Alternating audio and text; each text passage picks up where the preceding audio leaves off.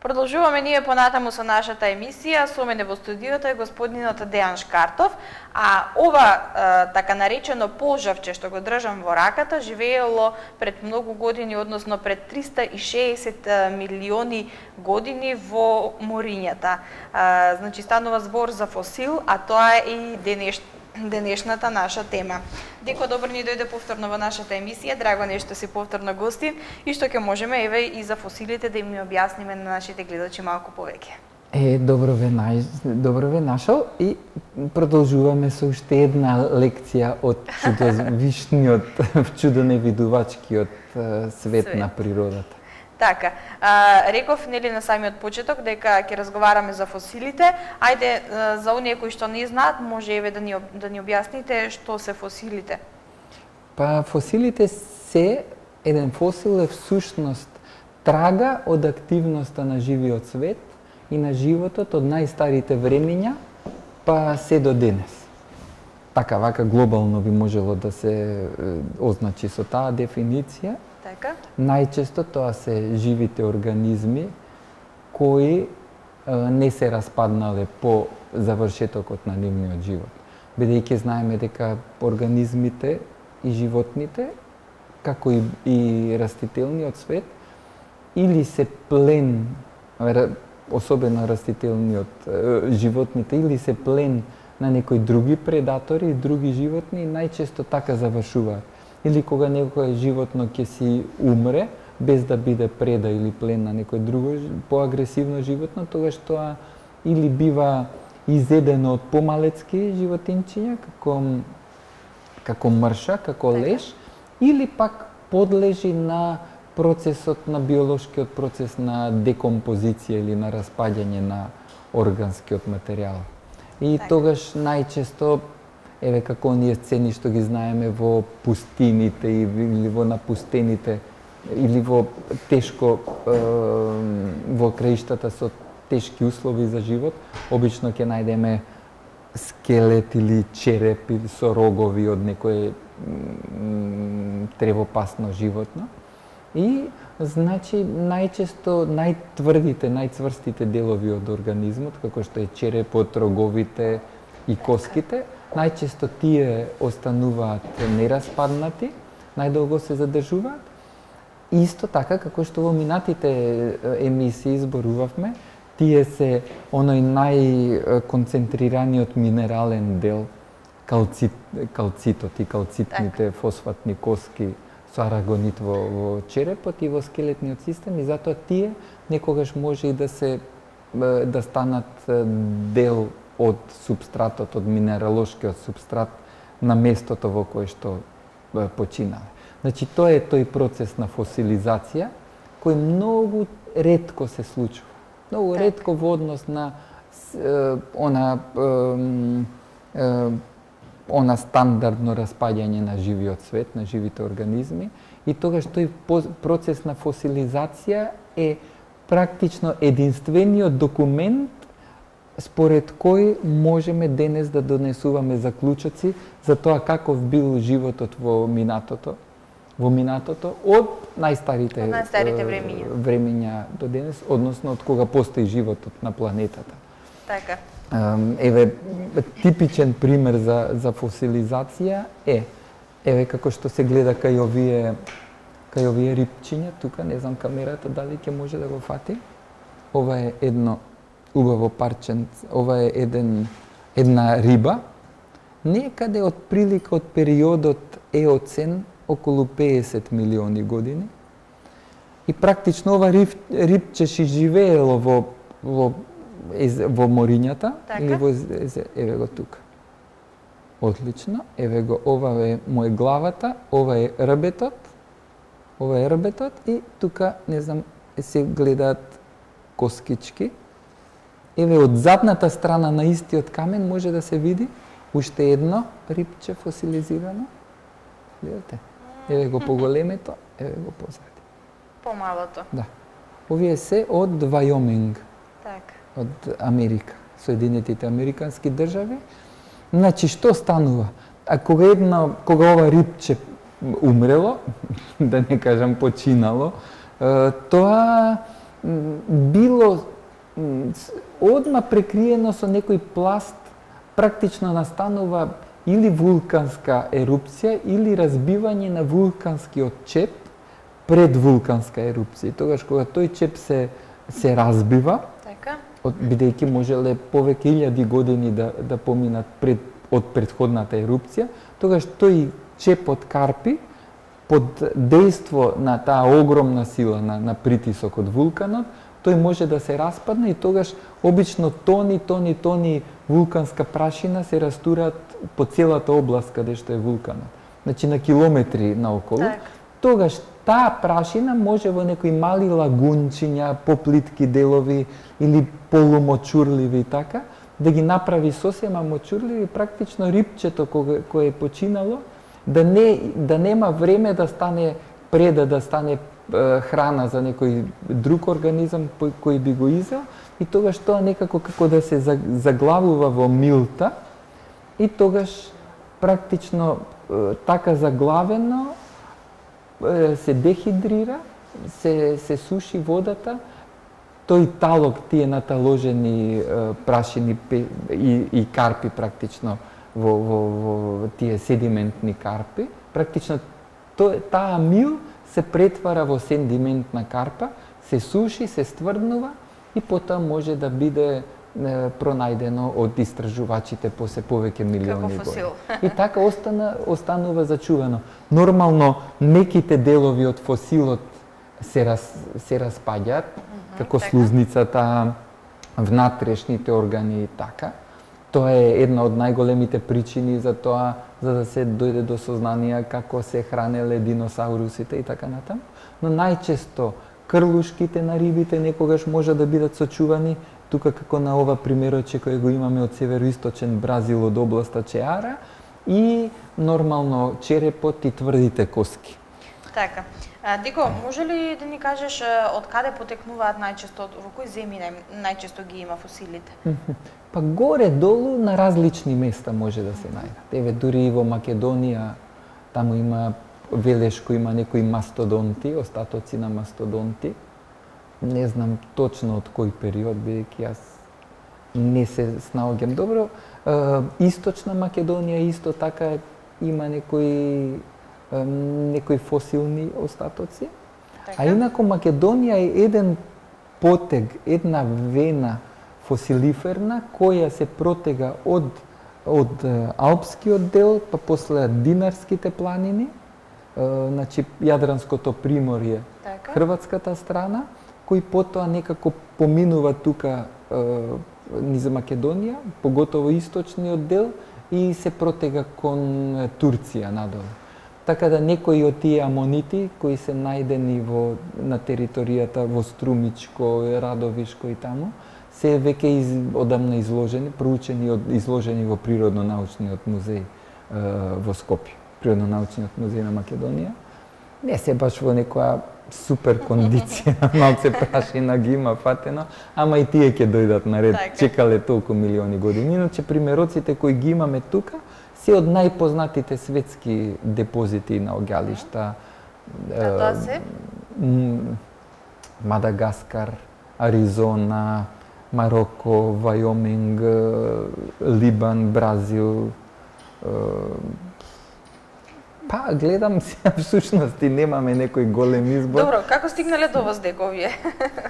Па, тие се практично сведоштво на првата фаза на доаѓањето до грчката амбасада, бидејќи заедно со секоја колекција на минерали, постои и колекција на фосили. Така. Бидејќи фосилите се минерални творевини, практично животното се минерализира и станува дел од супстратот, како што кажавме на почетокот.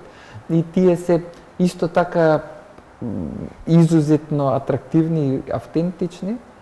Еве, ќе ви кажам еден пример, например, одам на 90-тите години, имавме една витрина така 2 метра на метар, со најразлични фосилни примероци, и гледаме еден ден, дошле една баба и дедо, брачен пар од третото доба, па има, ја мислам, над 70 на години, и они викат: леле, вака им се тресат рацете, вика, леле, колку млад се чувствувам пред овие сироти животинчиња кои живееле пред повеќе стотици милиони години.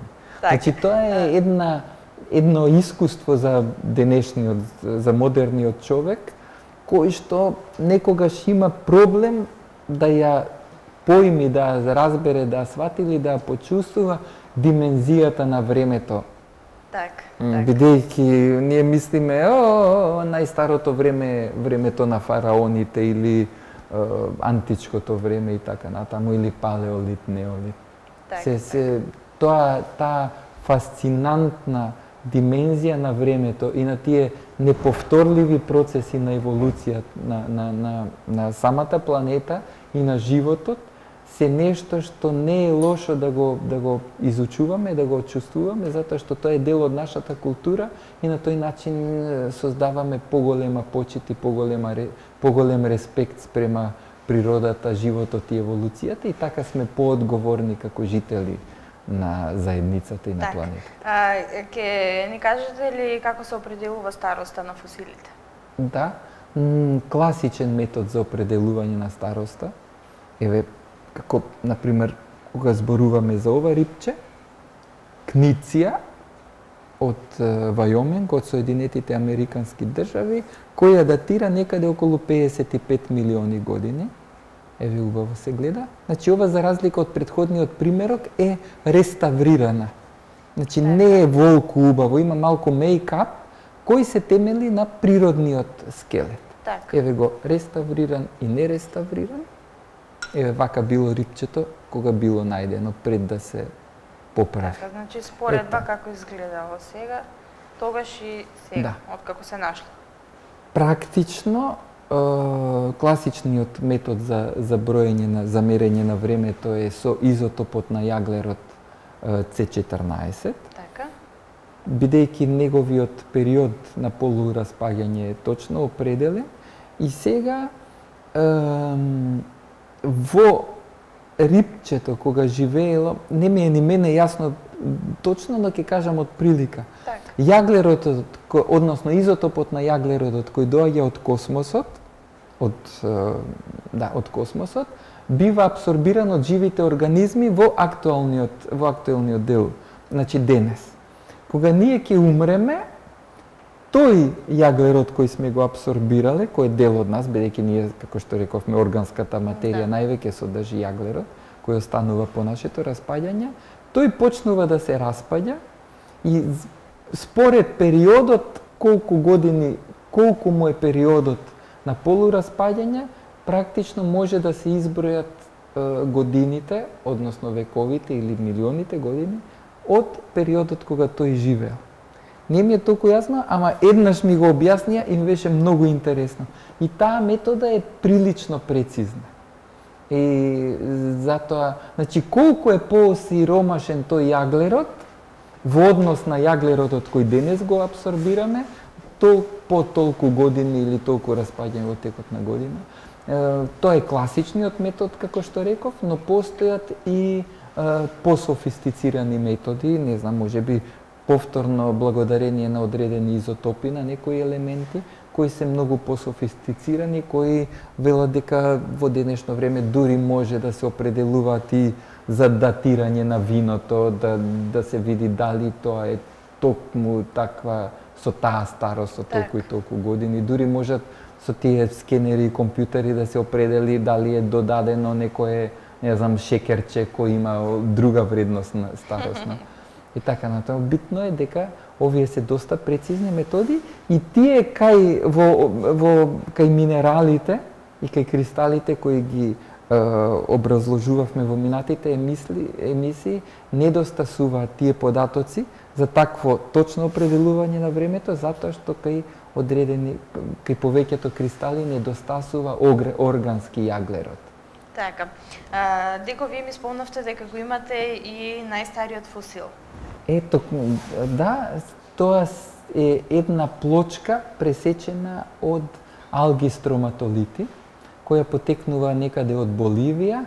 За жал, едно друго кутивче ние и не ја донесовме тука во студиото, но посетителите и гледачите можат да го видат тоа парченце. Еве сега по оваа емисија ќе го отвориме, ќе го држиме отворено, за да може да го видат во некој од дуќанчињата. Сега моментално е таму до грчката амбасада, а еден примерок ќе имаме и во дуќанчето на Рекорд. Значи се работи за пласте, практично за првата форма на живот на планетата Земја, кои се практично модрозелени алги или алги строматолити, со кои всушност започнува процесот на фотосинтеза на планетата на Земјата. Тие биле единствени колонии на едноклеточни организми кои пупеле, кои се создавале, се таложеле. Тие и ден денес, замислете, тоа е единствениот организам кој го има преживеано целиот лак на еволуцијата. Од почетокот на животот до денес и денес се уште постојат некаде во Австралија, во мислам некои од нивните гребени строматолити. Зошто се тие многу важни? Затоа што ги нарекуваат и биолошки часовници.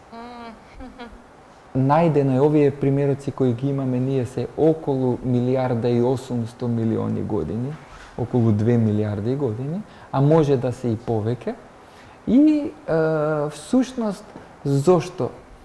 Најдено е дека некаде во периодот на тој прекамбриум, околу 1.800 милиони години, според проучувањето на тие ламели на пластови на строматолитите, е најдено колку годината една година имала денови во тој период тогаш. И дојдено е до податок дека од прилика околу во овој период која зборам, дека годината имала околу 400 и нешто денови. Тоа имаме еден текст од професорот Антонио Брамбати, еден од најпознатите италијански седиментолози. И зошто? Затоа што овие алгички во текот на денот пупеле се размножувале заради процесот на фотосинтеза. Во текот на ноќта тие застанувале со својот развој и преку нив се таложел еден стенок пласт на субстрат на мил од дното. Утре повторно живееле, ноќта повторно се депонирала и така, проучувајќи ги низ микроскопи многу внимателно, забележана е дневната амплитуда, односно дневната динамика на нивниот живот, на нивната животна активност. И така, знаејќи од кој период потекнуваат, тие можеле да изборат во текот на една година, што е едно вртење на планетата околу Сонцето, колку вртења има околу сопствената оска, и така е забележано и докажано намалување на бројот на вртења на Земјата околу сопствената оска во текот на едно вртење околу Сонцето. Значи да, не знам, во бројот на деновите се намалува, така да денес е дојдено да во текот на една година има 365 дена. Така. Значи тоа е веројатно заради инерцијата на самата планета, што е еден фасцинантен податок што го дава. Така, интересни податоци да се слушнат и да се знаат. Деко, кој е тој фосил според кој е добиено името на подморницата на капетанот Немо? Тоа е за тоа да ни кажете малку повеќе. Од групата Орточерас. Така. Тоа се овие две тука фосилчиња кои ги имаме, наутиличиња, или ова овде кој го држам во скутот. Еве го тука. Значи, ова е една убава плоча и еве го тоа животно. Еве го вака.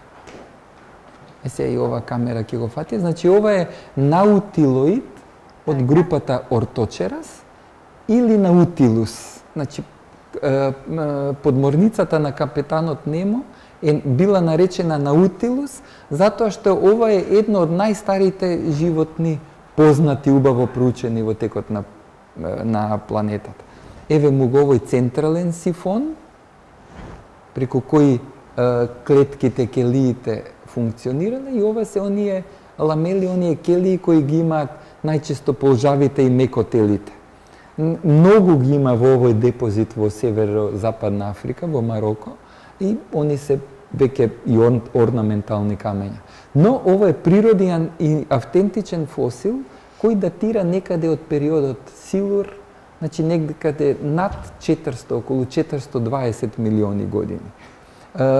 Зошто Жил Верн токму според ова животно ја крстил неговата подморница? А тоа е затоа што ова е првото животно во еволуцијата кое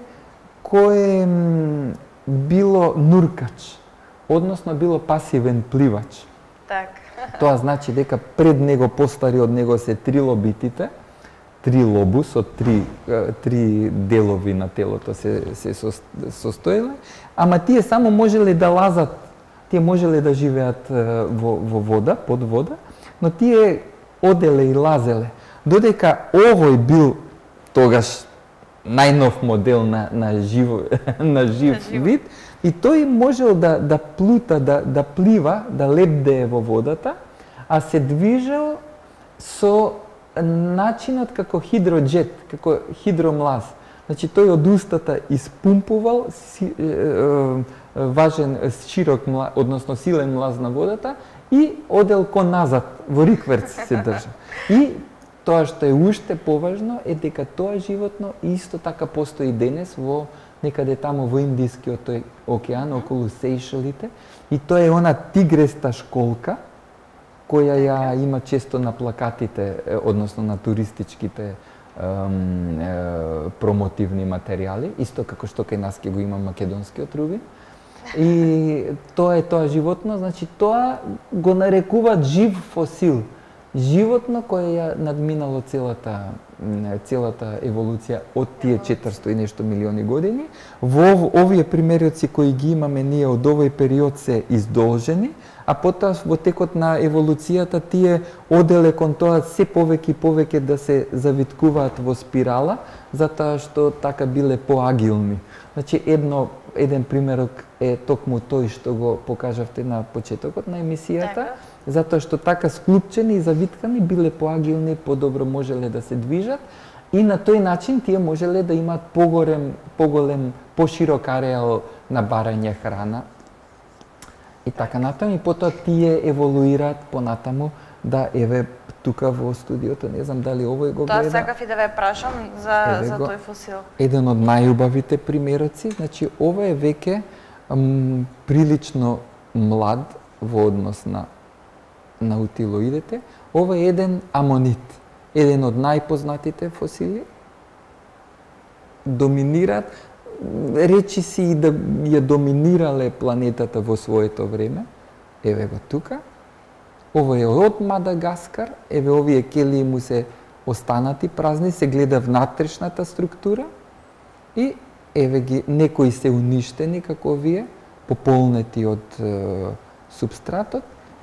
Овде е веројатно оштетен од некој предатор, а воглавном е калцифициран. Значи, секој фосил се исполнува, минералите кои го исполнуваат се практично минералите присатни во тој дел на светот. Така да има некои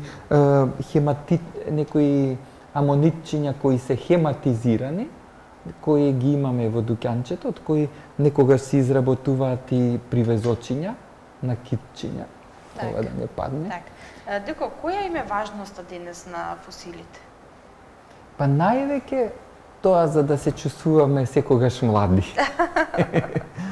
Тоа да. А второ е, најважни се за науката, заради нивната важност.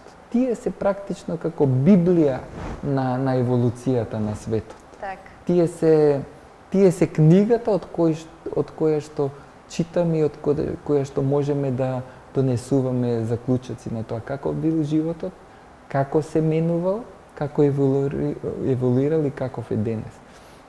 На тој начин нивните податоци даваат, нивното постоење даваат податоци можеби и за климата во тој период. Значи, некогаш проучувајќи ги копролитите од диносаурусите, се може да се дојде до заклучоци за тоа каква била храната, каква била вегетацијата, значи таа палеобиологија или палеоботаника. Так. ги проучува пак растителните фосили. Еве тука имаме еден од Македонија. Значи ова е тука негде од Скопско. Еве го вака. Ајде да видиме. Скопско. Мислам дека се овие травертините од Кучково. Така. И еве ги тука. Травертините се калкарни карпи кои се многу порозни. Еве ги овие дупчиња. Травертините од Кучково мислам дека се и собранието на Република Македонија, ако не грешам, но не знам дали на камерата може да се видат овие, еве го. Се гледа, еве едно да, ливче. убаво се гледа. Значи ова е еден лист, еве му го листното венатурата, вените. Значи ова е еден пример. Значи тој бил тука кога ова дали било песок, дали била некогаш вулканската лава може и во пењеста некоја форма да се најде, која не ја руши структурата на организмот и тогаш туку таа како листот е организмот е како модел, како би се рекло, како модел релјефот само кој минералите кои го обкружуваат практично ја задржуваат неговата форма. И така еве, што беше прашањето? Каква им е важноста? Еве тоа се тие потоа има овие се некои псевдофосили така наречени. Јас сакав да ве прашам, вие ми спомнавте дека имате и запада екула. Аха, еве ги, тие се многу атрактивни, еве ги. Исто и овие доаѓаат од Северна Африка. Еве го тука. Еве ги. Ги има доста, не се многу скапи. Еве го тука. Прво, забот е најцврстиот дел од животното заради глекта. И така, најтешко се распаѓа. А второ, го има доста затоа што велат дека ајкулите имат многу заби и тие често ги менуваат забите. И тие практично постојано ги губат затоа што многу касаат. И еве ги тие, овие некогаш може да се направат и така еден од првите примероци кои и дечињата го ставаат во својата колекција. Така. И така, мислам дека се некаде околу 12 на милиони години стари. Инаку да кажеме дека ајкулата е едно многу старо животно. Мислам дека некои податоци говорат за неколку, мислам, околу 100 и нешто милиони години. Само да не збориме многу, затоа што ова се сепак прецизни податоци. Нешто што е многу атрактивно е и ова. Значи, ова е едно парче, еден примерок на фосилизирано дрво од Аризона. Еве. Значи, ова е примерок кој не е на продажба, кој си го чуваме во нашиот дуќан. Е, тука пишува на етикетата Petrified Wood од Аризона. Значи, ова е еден од најпознатите национални паркови во светот, на окаменетите шуми. И ова е дрвесината, може да му се види, не знам дали е вака на овој начин било најдено парчето, тука е пресечено и ова се користи онака како украс дома. И сега на некој, па може би и тука може да се приметат годови на стеблото. Така. Е сега, овие се стари некаде потекнуваат од периодот Триас, значи после карбон околу 200, 225, 230 милиони години. Тоа се исто така еден феномен кој говори за динамиката на создавање на планетата. Практично тоа е сега пустинско подрачје, кое има остатоци на фосилизирани стебла кои биле долги и по 30, 40 и 50 метри. Значи, тоа кажува, дава податок дека некогаш тука имало прашумски живот. Значи, биле влажни области, како тропски шуми. И всушност, исто така, пред ерупција на некој вулкан, тони прашина се излеваат и ги покриваат тие шуми и доколку постојат дрва кои паднале, наоѓајќи се во таа кал богата со силиконски раствори, со силициум, тогаш тие низ садовите на дрвото, низ дрвните садови, практично се инфилтрираат тие силициумови раствори и практично дрвесината се заменува со кварц. Од дрвената маса, значи целулозата, преминува во кварц и така да во овие примероци кои се сега веќе доста скапи во светот, бидејќи некаде околу 2000-та година беше строго ограничено ископувањето на тие примероци, да во нив може да се најдат и аметист, и калцедон, и јаспис, како овој примерок тука. И така, еве, тоа е уште еден куриозитет. Да не заборавиме да ги спомнеме фамозните тирексови, тирекс од кои, мислам, некаде крајот на 90-тите години беше изложен во Трст и баш едно предпријатие кое беше фосилизирано, кое беше специјализирано за обработка и реставрација на фосили од целиот свет, под водство на палеонтологот Флавио Бакија, има реставрирано еден тирекс, најден во Монтана, неколку години пред тоа, кој беше над 70% цел сочуван, што е огромен процент на сочуваност. Значи, тоа беше најдобриот тирекс до тогаш познат. И тогаш кога тие го реставрираа во Трст, а беше правен за едно предпријатие од Германија кој требаше да го продаде на еден јапонски музеј. И тогаш тие реставрирајќи го секое парче, секоја коска, од секоја коска земаа отисок одливок во пластика, во фиберглас, и практично на крај на тој процес, бидејќи неколку години го правеа, го работеа, си добија модел и копија на модел во пластика, така да тој тирекс беше фантастичен. Потоа, не знам, одредени повреди на коските може да дадат податоци за тоа што живо го снашло, каква судбина имал. И така да тие фосили беа изложени, дури некако се обидувавме да ги донесеме тоа време и во Македонија, значи во природна големина. И ете, тој Jurassic, значи тој период трае некаде до околу 50 милиони години, кога настанува масовно изумирање на тогашниот свет, после кој можеби се создаваат услови за побрз развој на цицачите, од кои и ние потекнуваме. Така. Деко, овде некаде привршуваме со разговорот, бидејќи времето ни истече. Ти благодарам за тоа што беше исто така и овој пат нели гостин во нашето студио. Кажавме многу работи, кажавме многу поучни работи и работи кои што не верувам дека секој ги знае. Ретко се слуша. Така, ретко особено се слуша навистина. во Иснав наш, но така. Човекот, основна функција и најважната задача на човековиот живот е да ја спознае, да ја проучи, да ја разбере и почувствува природата. Оти таа изолација од природата и природниот начин на живење, мислам дека е причина за големи грешки кои се прават денес и кои можеби се закануваат по живот на човештвото и на светот. Но затоа сепак ние сме тие кои се залагаме и кои се обидуваме и во образовниот систем да се стекне повеќе пракса токму со овие примероци и во оваа област.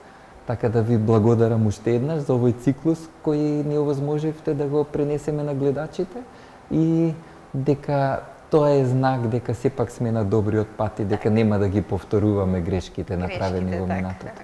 Така, ти благодарам уште еднаш Деко, а ние почитувани гледачи одиме понатаму, следува кратка пауза, потоа се враќаме повторно назад во студиото.